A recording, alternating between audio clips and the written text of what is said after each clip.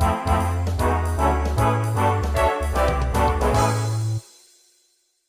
teman-teman, dalam hidup ini mungkin ada beberapa hal kecil yang tidak kita sadari. Padahal, hal tersebut penting untuk kita dudukkan sebagai prinsip dasar dalam bertindak. Seperti halnya memahami salah satu aspek kehidupan yaitu matematika. Bahwa matematika banyak berbicara tentang angka, titik, garis, dan rangkaian. Namun kali ini kita akan membahas matematika dalam lingkup pendidikan. Beberapa hari yang lalu, saya berkesempatan ngobrol-ngobrol dengan guru saya saat SMA. Beliau adalah Bapak Faktur Rahman. Beliau pada saat itu sedang menjabat sebagai Kepala Sekolah SMAN 2 Bayan di Lombok Utara dan sekaligus mengetuai Perhimpunan Guru untuk Matematika dengan nama Matematika Nusantara. Berikut ini adalah hasil wawancara saya bersama Bapak Faktur Rahman tentang tantangan pendidikan matematika. Dalam pendidikan matematika dan pendidikan pada umumnya, kita tidak bisa lepas pada beberapa unsur pendukung seperti murid, guru, dan kurikulum. Namun, sebelumnya saya penasaran kenapa matematika penting untuk diajarkan? Pertama, saya jawab dulu ya, ini penting nggak sih matematika gitu kan? Iya, Pak. Oke. Pertama gini, coba kita tengok ya, setiap seleksi apapun itu matematika pasti ngikut ya, seleksi CPNS, seleksi PPK ya, seleksi apapun itu ada di sana matematika ya, kayak pola-pola bilangan gitu kan. Jadi di sini terasa penting bahwa salah satunya indikator bahwa matematika penting itu ketika seleksi apapun itu ada matematika. Yang kedua, tidak ada kehidupan itu yang lepas dari matematika. Kita ke pasar gitu ya, nanya tentang harga itu matematika, ke mall gitu kan, dapat diskon sekian % itu matematika itu kan. Jadi matematika termasuk di semua lini, di semua ranah, bahkan di seleksi apapun itu masuk matematika. Itu pertanda bahwa matematika itu penting. Yang kedua, sekarang paradigma baru ya, asesmen nasional itu yang diukur salah satunya adalah literasi numerasi di samping literasi baca. Ini juga salah satu indikator bahwa matematika itu penting kan. Berikutnya, matematika itu hampir masuk ke semua mata pelajaran. Misalkan mau masuk ke IPS ya, karena tidak suka matematika, di IPS ketemu matematika itu. Di ekonomi masuk matematika, di geografi itu ada matematika gitu kan. Jadi matematika itu tidak bisa dihindarkan. Kita menghindar ketemu, dimanapun akan ketemu ya. Berkaitan dengan murid, hal yang sering saya dengar tentang matematika terkesan menakutkan. Apa begitu? Atau apakah ini persoalan bakat anak saja? Kemudian masalah sulit dan tidak sulit ini relatif ya. Masalah bakat dan tidak bakat itu juga relatif. Mengapa matematika itu sebagian siswa itu menganggap sulit? Itu kadang-kadang karena di dasarnya itu lemah ya. Misal gini, di SD-nya itu ya, penjumlahan itu belum menguasai gitu ya, lari ke perkalian.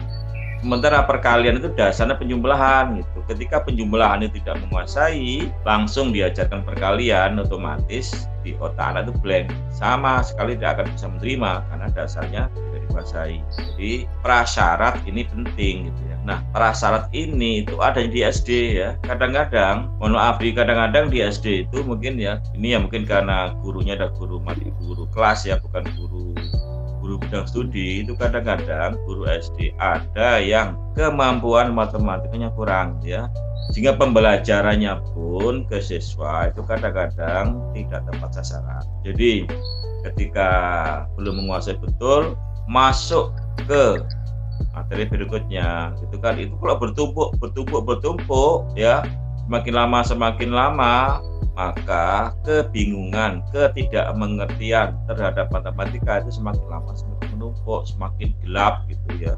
Jadi kalau sudah begitu, ketika nanti sampai SMP gitu ya, dasarnya dia sedikit kurang kuat, ya sudah, ketika ketemu guru matematika dingin gitu kan, maunya guru matematika nggak masuk kan gitu. Iya. Karena sudah di mindsetnya kan sudah nggak suka gitu. Kenapa? Karena awalnya salah mulanya kan gitu. Ketika dasar tidak kuat, ya sudah, sampai kapanpun, sampai SMP kelas 2, kelas 3 sampai SMA ya sudah, selamanya tidak akan suka dengan matematika karena dasarnya tadi itu gitu ya.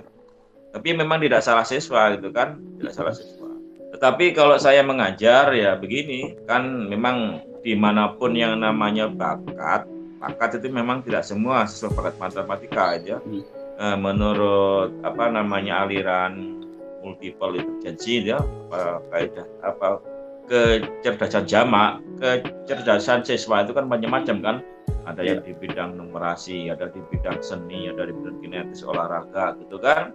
Ada di bidang bahasa gitu kan.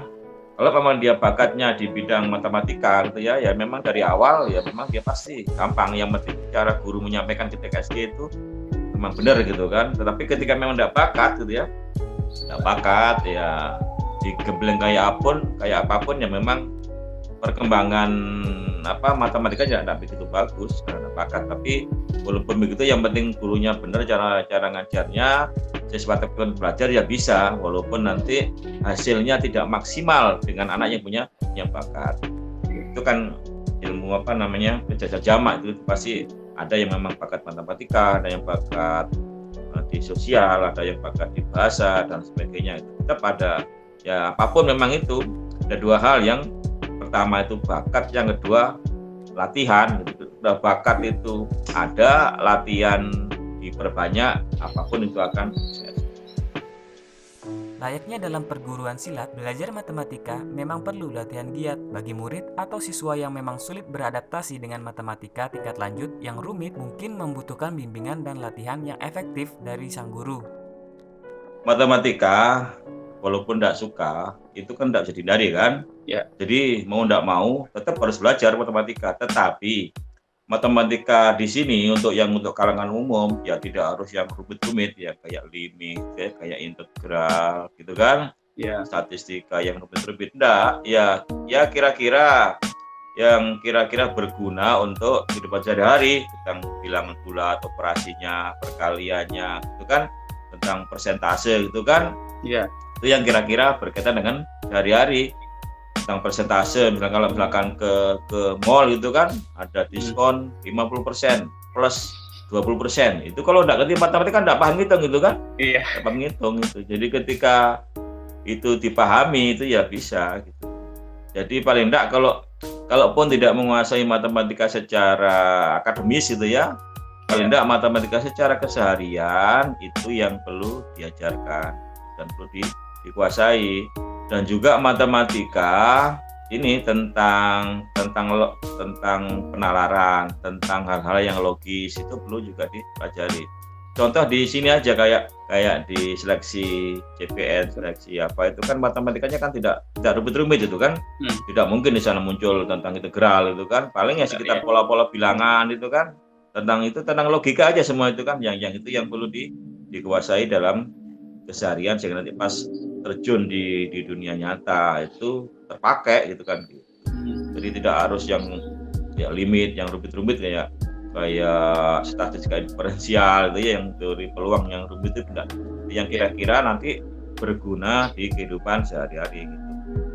Pada akhirnya pendidikan matematika ingin membentuk manusia agar tidak teralienasi dari dunianya. Artinya, pendidikan matematika diarahkan selalu berkaitan dengan cara untuk menyelesaikan problem dasar yang dihadapi murid saat berada di dunianya bersama masyarakat. Lantas, bagaimana dengan murid yang dapat dikatakan mempunyai bakat terhadap matematika, diajar dan dilatih ke jurus yang selanjutnya? Akan disambung pada bagian video selanjutnya.